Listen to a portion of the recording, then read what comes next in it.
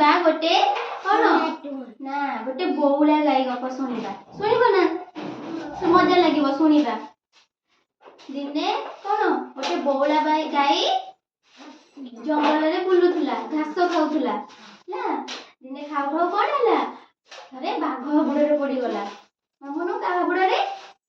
ବାଘ ହାବୁଡରେ। ବାଘ ତାକୁ କଣ କରିଲା, ଖାଇବା ପାଇଁ କହିଲା ଆଜି ମୁଁ ତତେ ଖାଇବି ହେଲା। ବଉଳା ଗାଈ କଣ କହିଲା ମାମା ସେଟା ଇଏ କରନ୍ତି, ଶୁଣ ଗପ। ରଖିଦବା। ହଁ ଗପ ଶୁଣ ମାମା। ଏଇଟା ରଖିଦେ। ଶୁଣ ଗପ ଶୁଣ, ମଜା ଲାଗିବ। ଏଇଠି ମୋ କୋଡରେ ବସ ଏଇଟା ଧର ହେଲା।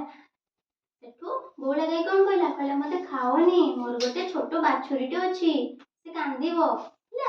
ଏମିତି କହିଲା। ସେଠୁ ସେ କହିଲା ମୁଁ ବାଛୁରୀକୁ ମୁଁ କ୍ଷୀର ଦେଇଦେଇକି ଆସେ, ତାପରେ ମତେ ଖାଇବୁ।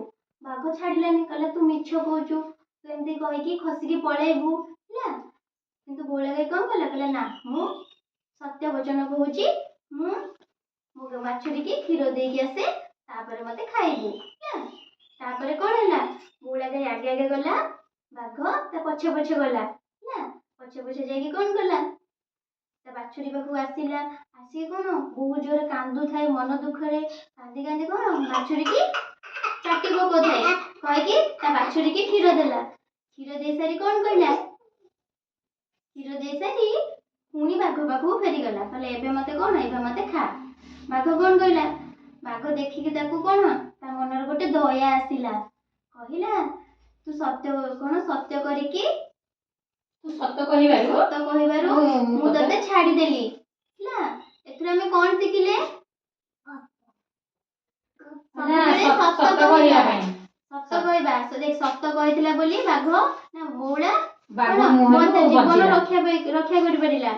ତେଣୁ ଆମେ ସବୁବେଳେ ସତ କହିବା। ଜଗନ୍ନାଥ, ମିଛ କହିଲେ ମହାପାପ।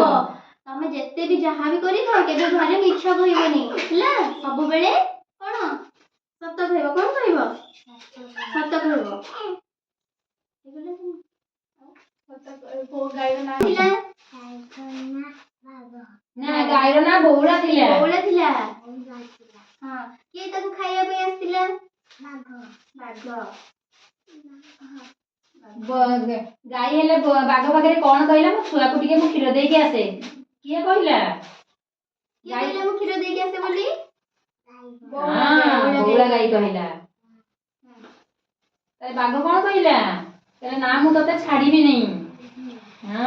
ସେ କଣ କହିଲା, ମୁଁ ସତ୍ୟ କରି ଯାଉଛି, ମୋ ଛୁଆକୁ କ୍ଷୀର ଦେଲେ ଆସିକି ଖାଇବି, ମତେ ତୁମେ ଖାଇଦବ ନାଇଁ କି? ଏ ଗପରୁ କଣ ଶିଖିଲେ? ସବୁବେଳେ କଣ କହିବା? ସତ କହିବା ହେଲା। ବୁଝିଲ? ତାଳି। Very good.